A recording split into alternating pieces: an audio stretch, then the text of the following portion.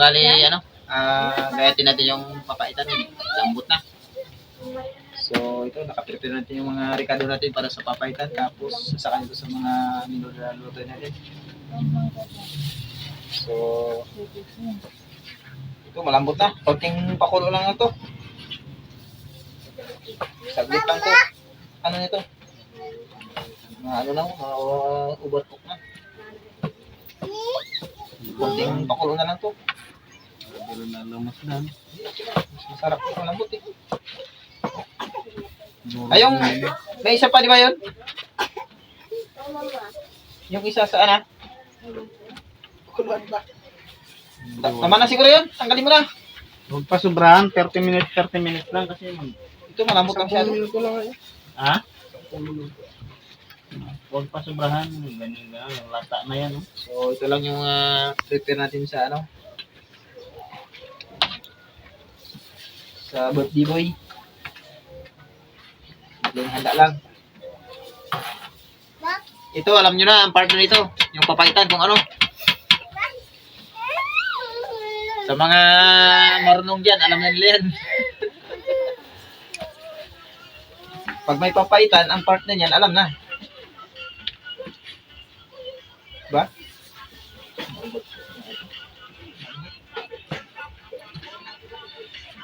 Mait. Naga.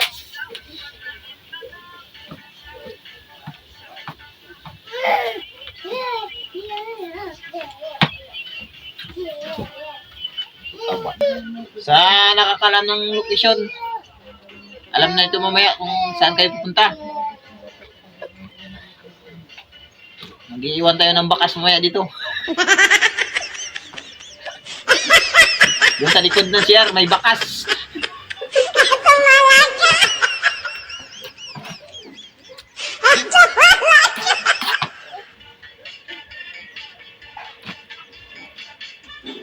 Aray. Nagurkok talaga. Sulang mga ito. Diin mo lang So, yan. Bali, iluluto natin yung papaitan.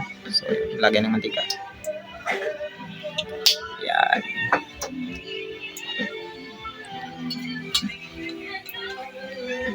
Lagay na yung luya. Yan, luya. Pang pasarap. Tanggal lang sa. Tanggal ng amoy. Yan, halo-halo lang natin para butter. halo yung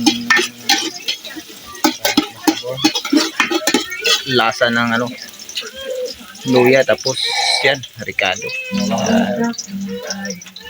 Ayan. Bawang, tapos sibuyas.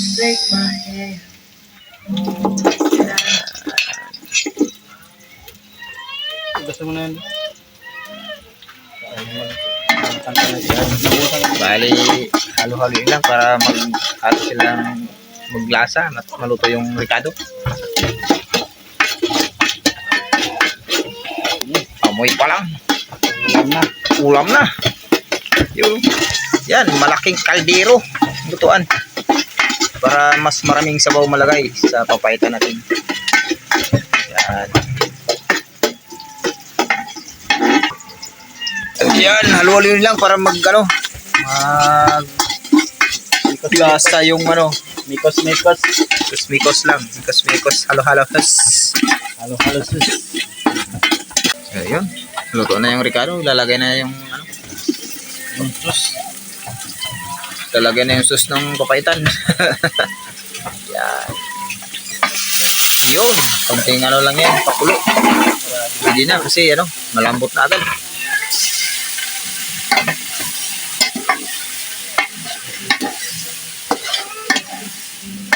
Lagitik natin. Yun. Halo-haloin para mas lalong maghalo yung sarap.